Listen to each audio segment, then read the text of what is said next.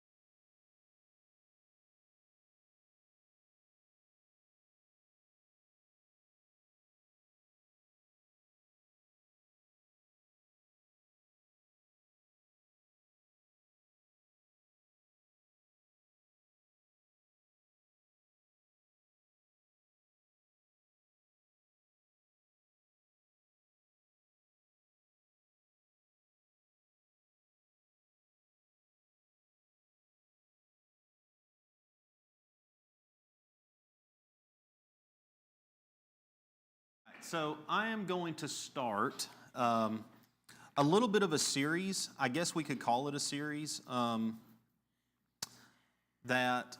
anybody ever seen this book before? Awake at Night. There's a couple hands have gone up. Some of you may have read the book before. I'm still looking for my notes. It's going to be great if I can find them. I promise you that. Let's see. Maybe it'll pull up. This is a book that was written by Glenn Colley. Several of you know Glenn. He's been here to speak several times, so I think most everybody knows him. This was released back in 2016, and he says in the preface of the book that he was encouraged by, I don't remember if it was one of his elders or just a very good friend of his, that he should start collecting all the different scenarios and issues and problems that different congregations around the country, or maybe I guess around the world, had been sending him and asking him his opinion on. And I'm sure Don gets a lot of these questions. A lot of the Q&A that we do comes from questions that come into GBN. I know Joey has mentioned before that he's had several people reach out to him about stuff. So Glenn decided to start collecting all of this information, and he put it into a book. That was one of the things he did with it, and that's where this book came from, Awake at Night. But another thing that he did, anybody here that's been to Polishing the Pulpit before, he has started, I think it's a daily class that he does. If not, it's maybe every other day, to where they'll get different people to come together, and he will present these scenarios. He'll have maybe 3 or 4 in like a working group kind of thing. And let's say there's 30 people in the class, and he's got 5 of these. So he'll take 6 per group and assign each group one of these scenarios and make them like a mock eldership. It's like, all right, you're the congregation. This has come up at your congregation. You have 1 hour. Figure it out. What do you do? And some of these that you read through, you may think, oh, well, that's easy. But then you start thinking, okay, what's the domino effect? If we do this, what's going to happen over here? What's going to happen in this scenario? And I'm telling you, some of the things that you read through in this, it will blow your mind. It's like, how do people even think of these type of problems to create within a congregation? I will say in my very short time as being an elder, I haven't been presented with most of these, I will say that. There have been a few nights that are a little bit, I don't want to say sleepless, but a little bit difficult to go to sleep because we're thinking through stuff. Don and Larry and I have a text thread that is like 10 miles long at this point that we just text each other all day long every day. And sometimes it's into the night and Jenna's like, who are you talking to? I'm like, it's Don and Larry. She's like, you just saw each other at church like 2 hours ago. What are you talking about? So there's a lot of different things that we discuss. I've got two very good mentors that are kind of helping me along. But there have been a couple scenarios that have come up that we've had to kind of think through. How do we want to handle this? What do we want to do in this situation? And there's a lot of things to think about. And I will show this. I thought this was very interesting.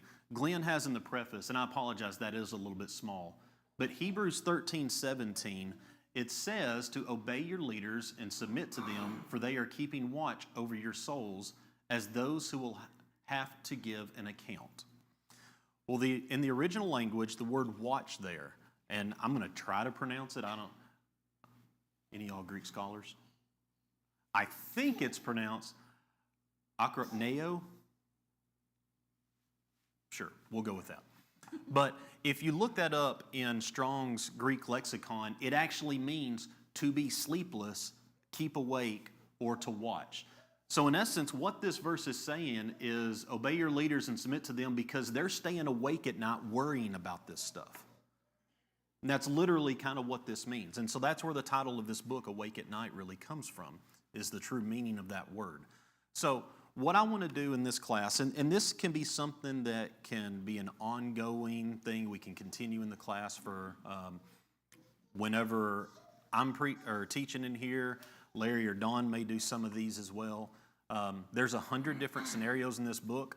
We're obviously not going to go through 100 of them very quickly. I have 4 for this morning, and it's kind of going to be structured a little bit like the Q&As that Don does. I was going to mention, every one of these is real. Yes. But he's changed the names. Yep. Or he's disguised it just enough so that people couldn't figure out which congregation it is. Absolutely. As I read through the book, it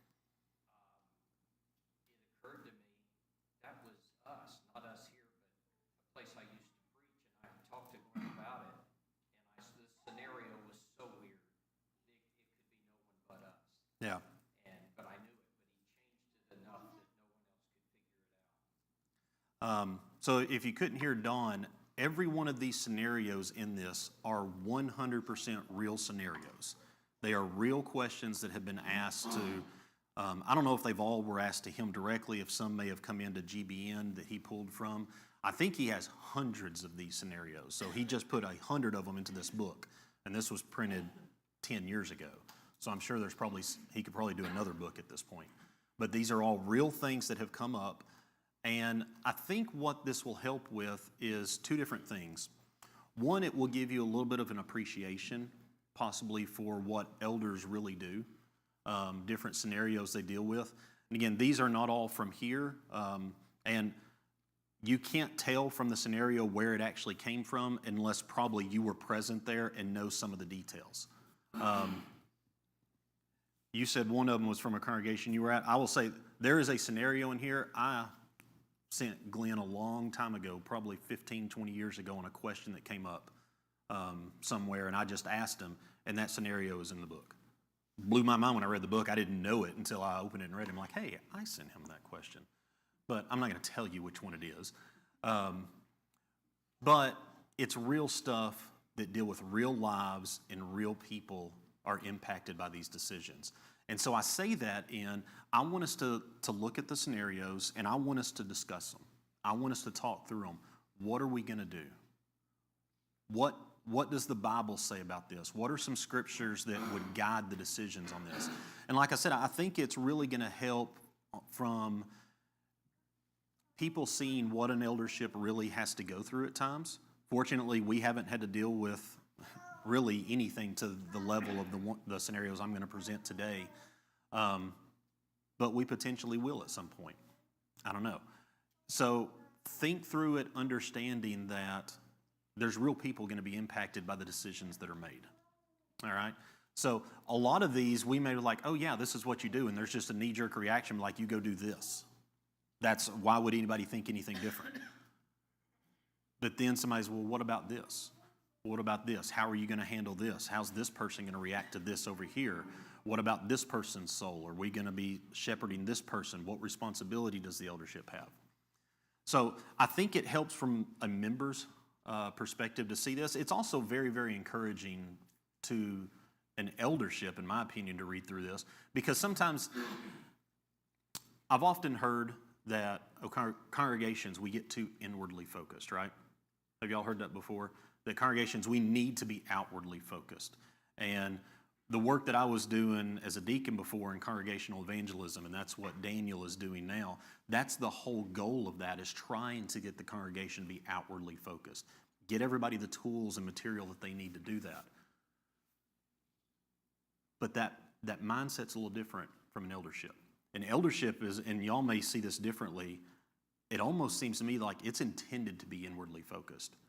Our point is to be watching internally. Yes, we're going to evangelize. We're going to study with people on the outside. We're going to try to convert people.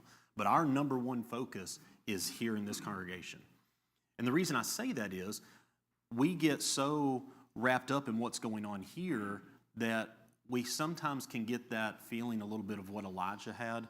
Do you remember after Elijah that he had the interaction with all the priests of Baal, and all of them were slaughtered, and then you had Ahab and Jezebel. Jezebel sent a message to him, was like, I'm going to do to you what you just did to them. What did Elijah do? What was his reaction? How did he feel? I'm it. I am by myself. I'm the only one dealing with this. I'm the only one standing up for God. And it's just like emotionally and mentally was down in kind of a pit. And what did God say to him? There are 7,000 others who haven't bowed the knee to Baal. That's an encouragement to Elijah, because he knows, you know what, you're really not by yourself. And the reason I say that is, from an eldership perspective, it can kind of feel that way sometimes. It's like, man, are we the only congregation that is dealing with this, that's dealing with that? And then you read these scenarios, you're like, you know what, we're not. There's a lot of elderships out there who are dealing with some things that are a whole lot more difficult than what I would say what we've been presented with so far, or at least from what I've learned in the last 8 months. There may be things that you all dealt with I don't know anything about for, 2.5 years of this congregation before I got involved with it. So I think it can just take it that way as we go through these scenarios. I've got 4 ready to present, and we'll get just as far as we can.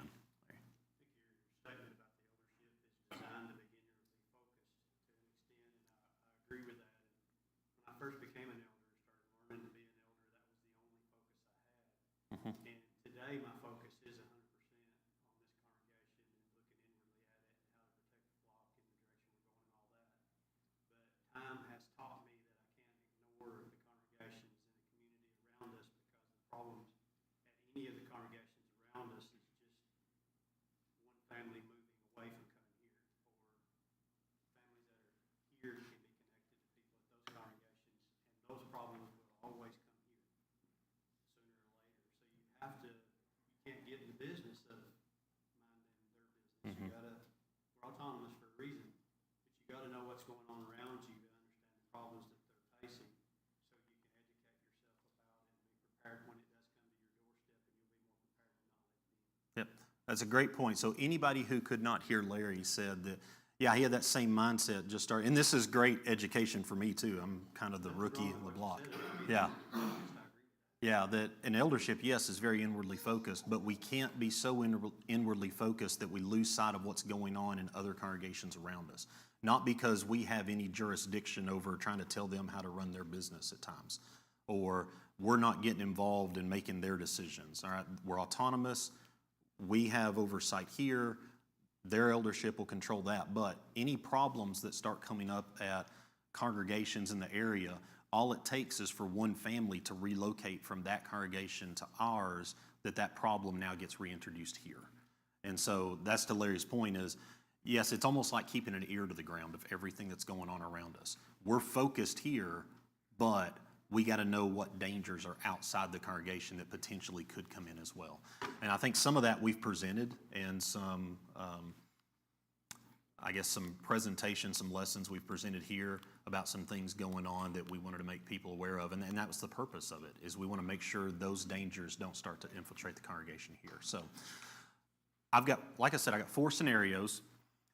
I'm going to try to walk through them, and I'm going to present it and kind of read the scenario first. I want everybody to kind of think about it for just a second, and then I want us to start discussing different things, at least that I noticed in it. And there's some things that Glenn had put in his book that I thought were good. We can talk about some of those, but I want this to be an interactive class. There isn't always just one answer to these scenarios. They can be approached from different ways. So Glenn has recommended a way of how he would potentially handle that, or how he would answer that question to the eldership or whoever that asked him. But that doesn't mean that's the only way it can be approached. A lot of it depends on the dynamics of that congregation and how people are going to react to the way things are done, and I think you'll understand that as we get into them. So let's go through the first one. And he titled it, "Two Weddings Are Better Than One." And I'm putting the case number on here so I can keep track of which ones that we've done already. So if you can't see that, I will read it to you. A sincere Christian, unmarried couple approached one of our elders who happens to also be the preacher, and that really doesn't play into the scenario. So a sincere Christian, unmarried couple approached one of our elders with a problem. They want to be married, but the groom is in the military, and in order to get military benefits, such as married housing, for the upcoming year, the man must be married before January 1st. That's only 2 weeks away. But they have only just now agreed to marry, and she wants to have a, quote, real wedding, which cannot be completely arranged until early in May. Their question is this: can they get the government wedding as a formality and then have a, quote, genuine church wedding in May? If so, should they sleep together before May or abstain? Could they simply consider their wedding in May to be the, quote, official one and keep the first wedding a secret? What are the issues and what would you advise? This seems like a very real scenario that, we could potentially see that here. This is not really something dealing with the dynamics of the congregation, but it's just a couple. We had some college students once that were taught and converted and were living together, and they had to figure this out. And they wanted a wedding, but they couldn't go back and stay together at the apartment. Yeah. They had to deal with it. So it was very simple. Yeah, so Larry said there's a situation that he has dealt with before, that where he had some college students that were living together and wanted to get married. They were converted, and they could not go back to living together before the wedding. They hadn't had their wedding yet. They were going to get married. So not the exact same scenario, but very similar. You'll have a lot of the same types of things in it. Went ahead and got married. All right, so this scenario, so we understand it. We have a couple. They want to have the military benefits that come along with it. I've not served in the military. Some of you in here maybe have. You maybe understand more about what kind of benefits come along with this. So if they can have married housing, I'm assuming where she can live in the same house with him. If they're not married, is she even allowed to be on base somewhere? I have no idea. Do they have separate housing she could be in? I don't know the answer to that. All right, there may be some other benefits that come along with it besides just the housing. There may be a monetary side to it. I don't know. But they want to get it. They've just agreed to get married, and they have 2 weeks before he deploys that they have to get married in. So here's the question. Here's some things I wrote down that I think we need to consider. When are you considered married scripturally? And that's not a rhetorical question. All right, so let's talk about that for a minute. It said by God. Only God can recognize that. This is so critical to understanding the whole idea of marriage and divorce and all that, is if we can understand this concept, it will answer most every scenario that comes up. Only God can do the joining, and God is only going to join you according to His law. Only God can do the separating, and God is only going to separate according to His law. That's it. If we can remember those four things, that is kind of the guiding principle in understanding marriage and divorce and whether or not somebody's eligible to be remarried and all that. So that kind of plays into this, and that's where you're going at, is only God can do the joining together, and He's only going to do it according to His law. Now, it says here that this was a couple that they're unmarried. doesn't give any indication that they've ever been married before. So we're going to go with the assumption that they have never been married before. They are both eligible to be married. All right? It says, yeah, they're sincere Christian unmarried couple is how it was worded. So we're going to assume all the pieces are in place for them to be eligible to be married to each other. So only God can join them, and he's only going to join them according to his law, according to Scripture. When does that happen, though? What does the Bible say a marriage has to look like, that a wedding ceremony has to look like? See different things throughout the Bible, and there's nothing in the New Testament law, though there is command within the New Testament to be obedient to the government. You can't just decide, hey, we're married in the eyes of God, and not follow the laws of the land regarding that. So you start getting into Romans 13 at this point, that we have an obligation as Christians that we have to follow the laws of the land. What's the only time that we don't have to follow them? Is when? If they're contrary to God's law. So, does that play into a wedding when two people are considered legally married to each other? Is the legal marriage and the marriage in God's eyes happen at the same time? It would appear so, as long as they're eligible to be joined in God's eyes. All right? A legal marriage of two, when I say a legal marriage, a marriage according to the laws of the land between two people who are not eligible to be married in God's eyes, God's not going to join them together because that would be opposed to his law. All right? But as long as they're eligible to be joined together according to his law, it appears we have to follow the laws of the land. So, does that change from culture to culture? Do the laws here in the United States differ from the laws over in some African country somewhere? Oh, I would say absolutely. They're going to be different. All right? It was Isaac, I think it was, when he married Rebekah. It was Isaac and Rebekah together, right? Yes.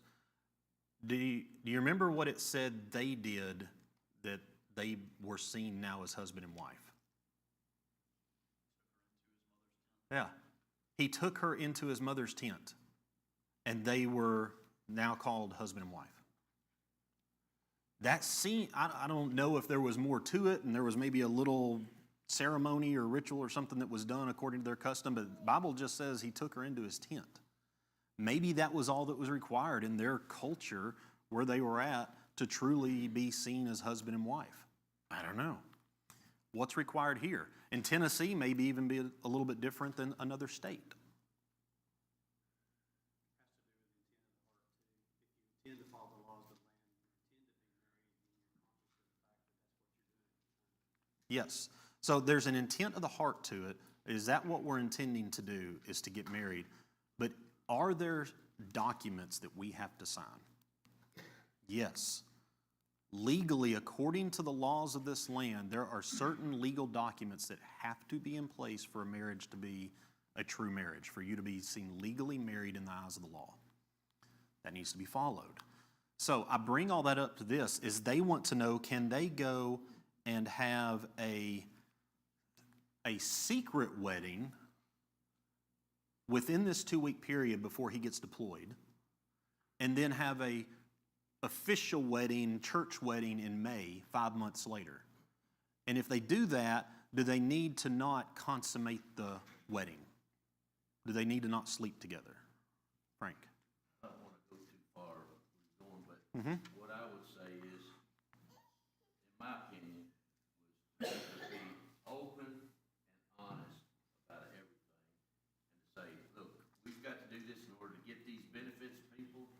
We're going to get married, so we're going to be legally married. If we go into one another, that's fine. But my wife would like to have a nice church wedding, and we want to renew our vows then. And I think that would go farther than anything as far as I can see. One of the things to consider, I'm going to bring up in a minute, will kind of play along to that, so hold on to that, but I like where you're going. There are a lot of things in this area that you can do, but that have a problem in another area. A marriage that is done in secret,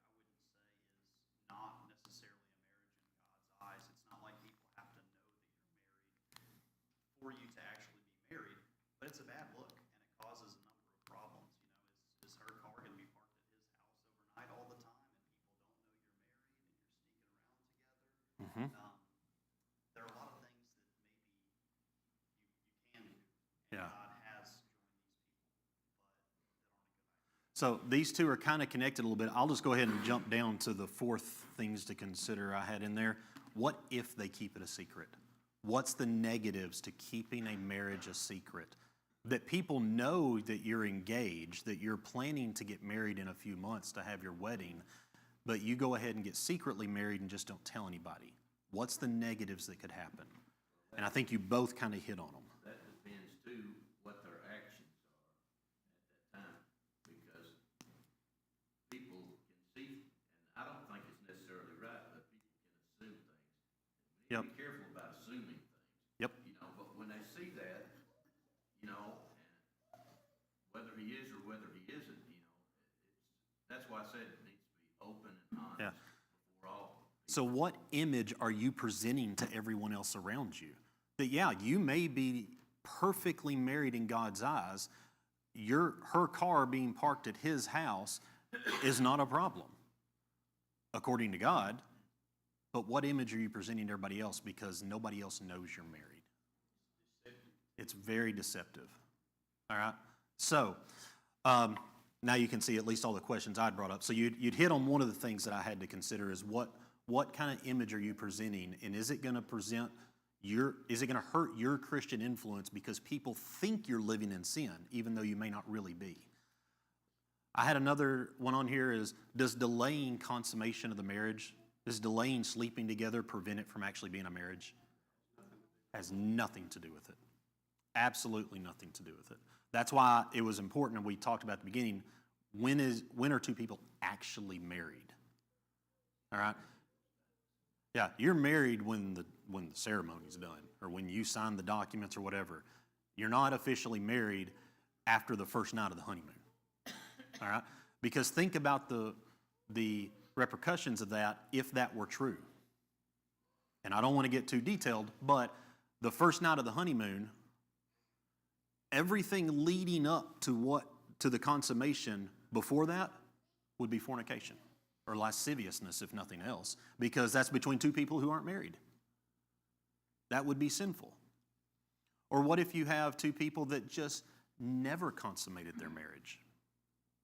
Maybe there's a medical reason why they don't. Does that mean that they are never married? For 30 years they live together and they're never married because the marriage was never consummated? No. Like I said, it has nothing to do with it. So delaying that, even if they do in secret, doesn't change anything. We're talking about, No, you're fine. Go ahead. when we're talking about that, we need to realize too that we're talking about in the laws of this land here in America. Yes. And just like you mentioned earlier about them taking into maybe in some places that is too, and that has caused maybe a lot of people having thought, well, you're not married till you consummate it. But Yeah. that's depending upon what the law. Here's the biggest one that bothered me when I was reading through this. The third one I have on there, just realizing this is kind of small, I'll try to make them bigger for next time. It said they had just agreed to get married, and he's deploying in 2 weeks. Are they rushing this? For the sake of getting some military benefits, are you getting ready to rush into a decision that is going to impact the entire remainder of your life? Are you pushing something just to save some money?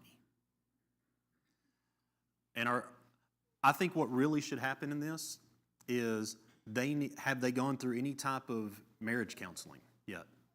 Which I know, at least here in Tennessee, you get a discount on your marriage license if you've gone through marriage counseling. But just whether it's the preacher, whether it's one of the elders, whoever it is, can they get some marriage counseling done like pronto? Let's rush it. We're not going to meet once a week for the next 2 or 3 months or something. We're going to meet like 8 hours a day for the next 2 or 3 days, and we're going to go through this. Are they rushing into something where they're going to make a mistake?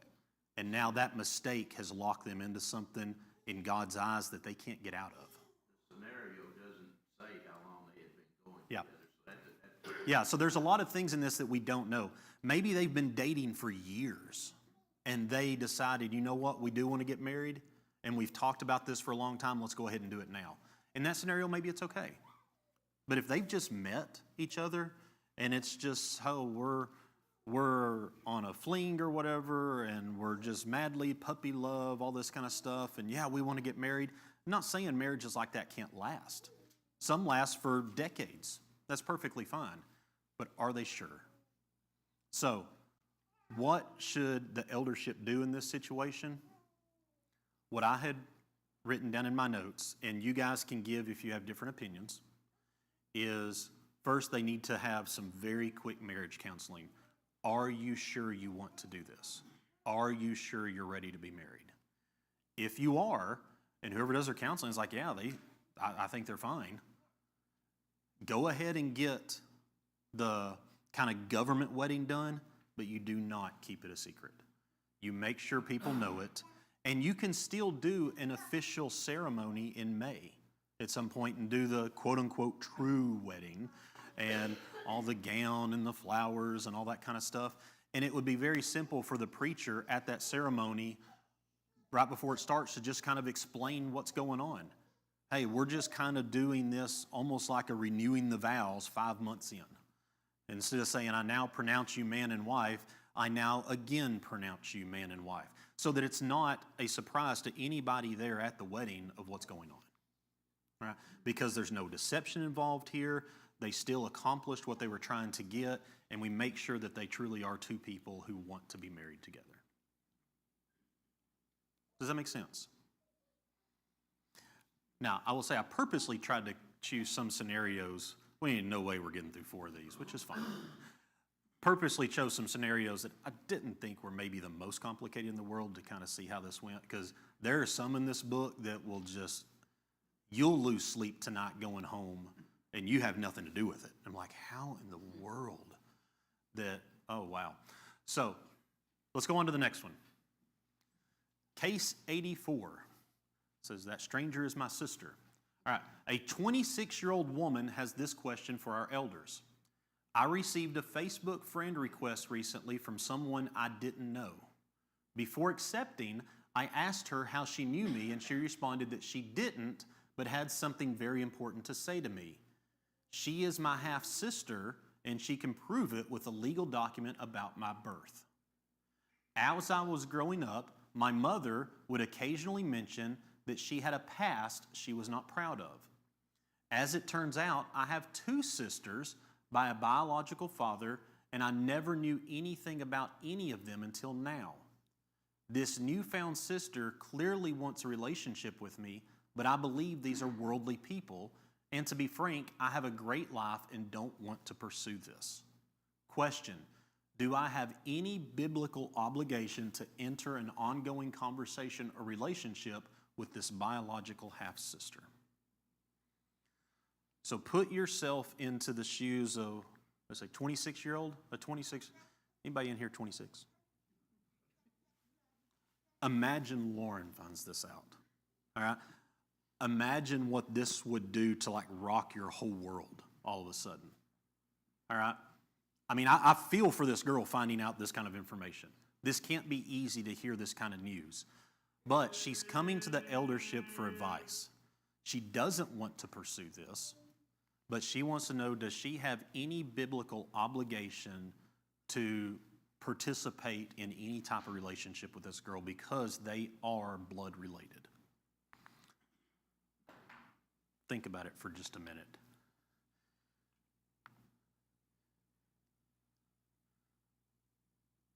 And what are some thoughts you have on it? Say a reframing of this kind of helps me. Whether or not there's a biblical obligation, there's certainly biblically a opportunity here. We have the most responsibility to people that we have the closest relationships to. And I say relationships not necessarily by blood, but somebody that is reaching out to you, that wants to have a relationship with you. This is a Christian woman here mentioning these are worldly people. You have an opportunity. I think that that's something to consider. So if anybody couldn't hear Casey, and of course that again was my very last point, so I'll go through all of them so you can see my points to consider, is there an opportunity here for evangelism? All right?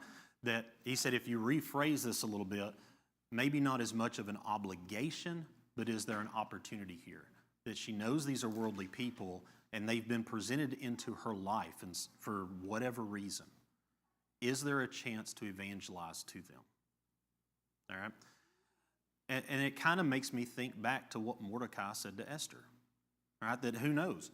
Maybe you were put into the scenario for this very purpose because you had somebody who was seeking out God and they're ready to learn, and we're told in Scripture that if you knock, it will be answered.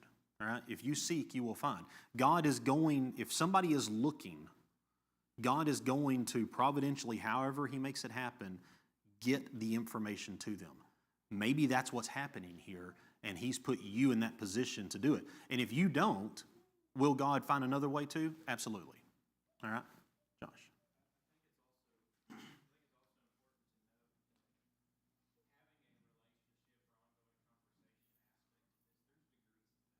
Mm-hmm.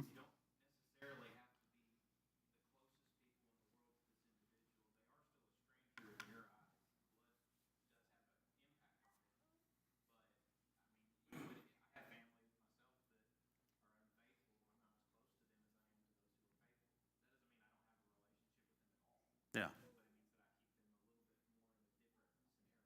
Yeah. And Josh said is you can have a relationship with somebody without, like, to a lesser degree. In a perfect scenario, my dad's aunt passed away right before Christmas, and we had her funeral over at Cresslawn yesterday, so it was my great aunt. Went to the funeral. There's tons of family there that I had to ask a couple people what their names were. I hadn't seen them in 10 years. I mean, but we see each other, we recognize each other, and we know who each other are, but we don't always remember each other's names, and that's fine. There's some that I went to high school with that I was pretty close to. We might see each other once every 4 or 5 years, but we still gave each other a hug. So, I mean, there can be different levels to a relationship. It doesn't have to be all in head first. But here's some of the things that I put that we need to think about. Is there any scriptural obligation for siblings to maintain a relationship? Are there any scriptural obligations of any family relationships? Yes. The Bible does have obligations, parents to their children, right? Parents are to raise their children. Parents are to bring them up in the nurture and admonition of the Lord. Parents have an obligation to their children. Do children have any obligation back to the parents? We are to obey our parents, right?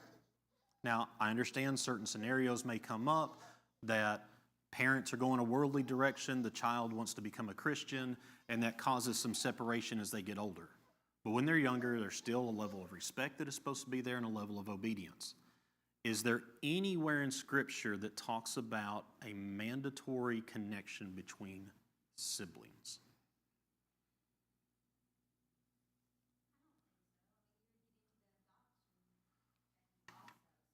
Yeah.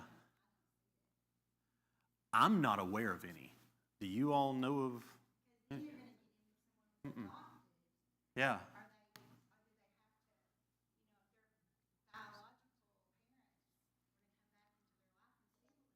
Mm-hmm. Yeah. That's a great question. Is you have adoption scenarios, somebody that's been adopted and now their original family wants to come back into their life. I'll get you a second. It's not direct, but something that may be worth considering is in the Old Testament, the Jews, they were expected to treat one another better than they treated the people outside.